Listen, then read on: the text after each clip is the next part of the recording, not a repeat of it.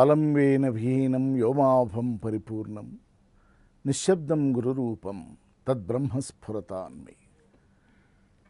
భగవాన్ శ్రీరమణుల దివ్య శ్రీచరణారవిందాలకు ప్రణామ సహస్రం సమర్పిస్తూ భగవాన్ ఉపదేశించిన ఉపదేశసారంలో మనస్సుని హృదయంలో లీనం చేయటం అంటే ఏమిటి, నిజానికి ఈ మనస్సు హృదయంలోకి వెళితే కలిగేటువంటి ఒక ఆనందానుభూతి ఏమిటి, ఆ విచారణ చేస్తూ చేస్తూ ఒక పక్షి గూడు వదిలి బయటకు వెళ్ళటానికి ఎంత తీవ్రంగా ప్రయత్నిస్తుందో అట్లాగే జీవుడు కూడా తన సహజమైన స్థితిని దాటి ప్రపంచం వైపు వెళుతూ ఉంటాడు, ఆ ప్రయత్నంలోనే ఉంటాడు అని చెప్పేటువంటి ఒకానొక దశలో తెలుగు రచయిత చలం వేసిన ప్రశ్న దగ్గర ఆగాం. చలం ఒకరోజు ఇంకా తన ఇల్లు రమణస్థానికి వెళ్ళటానికి ముందు రమణాశ్రమంలో ఉన్న రోజుల్లో, ఆ కొద్ది రోజుల్లో ఓ రోజు అడిగాడు, భగవాన్ సూర్యాస్తమయ వేళ అరుణాచలం నుంచి మీరు వచ్చి కింద మంచం మీద కూర్చొని మేమందరం మీ చుట్టూ కూర్చొని ఉండగా మీరు అసలు మమ్మల్ని పట్టించుకోకుండా, పరిసరాలను పట్టించుకోకుండా, మీకు ఒక బాహ్య దృష్టి లేనట్లుగా ఎక్కడో దూరమైనటువంటి లోకం అంటూ ఒకటి ఉంటే దాన్ని ఏదో చూస్తున్నట్లుగా, ఒక పరమానందాన్ని అనుభవిస్తున్నట్లుగా మీ ముఖం మీద ఒక ప్రశాంతత వెన్నెలలా నిలబడుతున్నప్పుడు ఏమిటి భగవాన్, మనందరం కళ్ళు తెరిచున్నాం, ప్రకృతిని చూస్తున్నాం, ఇంత ఆనందం కలగటం లేదే, మరి భగవాన్కి ఏమి ఆనందం కలుగుతున్నది, ఎటు చూస్తున్నారు, మన వైపా కాదు, వస్తువు వైపా కాదు, ఒక శూన్యమైనటువంటి స్థితిలోకి చూస్తూ ఇంత ఆనందాన్ని అనుభవిస్తున్నారే, ఈ సౌందర్యాన్ని నేను అసలు ఎలా వర్ణించగలను,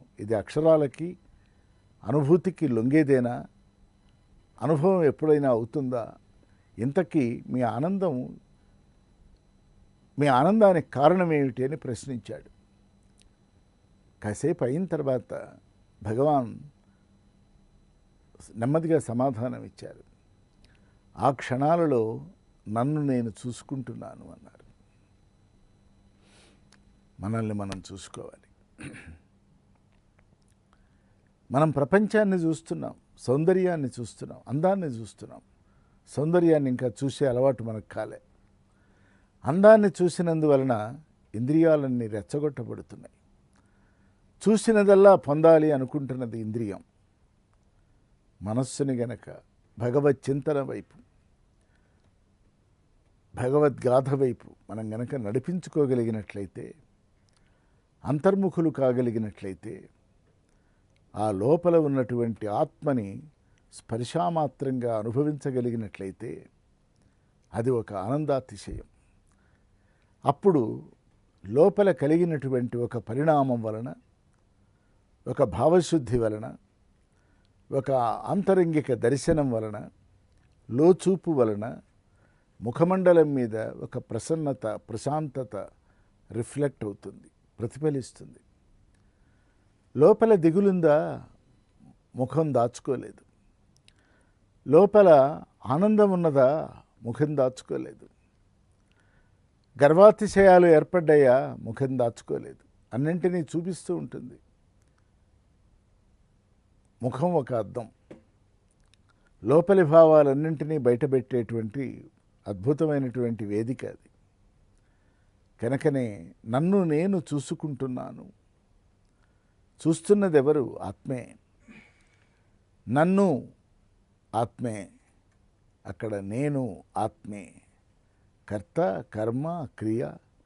చూస్తున్నది, చూడబడుతున్నవాడు, చూడబడిన దివ్య విధానం ఒక్కటై ఆత్మదర్శనం అయిపోతున్నటువంటి వేళ ఆనందం కాక, ప్రశాంతత కాక, సుఖం కాక, అనుభూతి కాక, ఒక విభూతి కాక మరొకటి ఏమవుతుంది? కాబట్టి నన్ను నేను చూసుకుంటున్నాను అనేటువంటి ఆ వాక్యం మనల్ని కూడా ప్రేరేపిస్తున్నది. ఎప్పుడైనా నన్ను నేను చూసుకోగలనా? అదేమిటి? ప్రతిరోజు మనల్ని మనం చూసుకుంటూనే ఉన్నామే. అద్దంలో చూసుకుంటున్నాం, కెమెరాలో చూసుకుంటున్నాం, ఫోటోల్లో చూస్తున్నాం, సరే ఇవాళ భాషలో సెల్ఫీలో చూస్తున్నాం. మనల్ని మనం చూసుకొని ఘడి ఎక్కడుంది అని నిన్ను నీ మేలుని నువ్వు చూస్తున్నావు, నీ శరీరాన్ని నువ్వు చూస్తున్నావు. అసలు నిన్నుని ఎప్పుడన్నా నువ్వు చూసుకున్నావా? ఆ అసలు నేను ఆత్మదర్శనమైనటువంటి వాడు, ఆత్మని చూసినటువంటి వాడు పొందేటువంటి ఆనందం అదే ఆనందం. మొన్న అనుకున్నాం, యస్య బ్రహ్మణి రమతే చిత్తం నందతి నందతి నందత్యేవ. ఆనందం కలగాలి అంటే దేనిని చూడాలో దానిని చూస్తే ఆనందం కలగదు, దేనిని దర్శించాలో దానిని దర్శిస్తే ఆనందం కలుగుతుంది. చూడటం వేరు, దర్శనం చేయటం వేరు. ఊళ్ళోకి మన బంధువో స్నేహితుడో వస్తే ఆయన్ని చూసి కలిసి వస్తాను అంటాం. ఒక మహాత్ముడో ఒక జ్ఞానో గనక వస్తే వారిని దర్శనం చేసి వస్తాను అని చెప్తాం. చూడటానికి దర్శనానికి చాలా తేడా ఉంది. చూడటం వస్తువుని చూడటం, దర్శనం చూడవలసిన దానిని చూడటం, చూడతగిన దానిని చూడటం. మహాత్ములవన్నీ కూడా దర్శనాలు. మనం వారిని చూడటం కూడా దర్శనమే, మామూలు వారిని చూడటమే. ఈ దర్శనంలో ఆత్మదర్శనం, సద్దర్శనం, సత్తుని దర్శించటం అది సర్వోన్నతమైనటువంటిది గనక తెలుగునాట సుప్రసిద్ధ రచయితగా ఆంధ్రదేశానికి పరిచయమైన చలం రమణస్థాన్ అంటే తన ఇంట్లోకి వెళ్ళటానికి ముందు రమణాశ్రమంలో ఉన్న రోజుల్లో భగవాన్ని ఒక ప్రశ్న వేశాడు. భగవాన్, ప్రతిరోజు అరుణాచలం నుంచి మీరు వచ్చి మంచం మీద కూర్చొని మా మధ్యలో కూర్చొని మమ్మల్ని చుట్టూ ఉన్న పరిసరాలని ఏమాత్రం పట్టించుకోకుండా మీరు దేనినో చూస్తున్నట్లుగా, దేనినో అనుభవిస్తున్నట్లుగా, దేనినో ఆనందిస్తున్నట్లుగా ప్రతిరోజు ఒక ప్రశాంతమైనటువంటి స్థాయిని ముఖమండలం మీద చూపిస్తున్నారే, ప్రతిఫలిస్తున్నారే, దేనిని చూస్తున్నారు తెలుసుకోవచ్చునా? భగవాన్ సమాధానం, నన్ను నేను చూసుకుంటున్నాను అంతే. మనం కూడా మనల్ని మనం చూసుకోవటం మొదలుపెట్టాలి. మనల్ని మనం చూసుకుంటున్నాం, చాలా రోజులుగా చూస్తున్నాం. నిజమా? మన దేహాన్ని మనం చూసుకుంటున్నాం. అద్దం లాంటి నీటిలో, అద్దంలో, మన నీడలో మన ప్రాకారాన్ని చూసుకుంటున్నాం. నిజానికి అద్దం ముందు నుంచొని ప్రతిరోజు దానికి అలంకారం కూడా చేస్తున్నాం.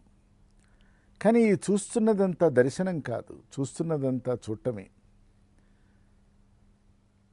మనోహరీయంగా చూస్తున్నాం, కనువిందు జరిగేట్టుగా చూస్తున్నాం.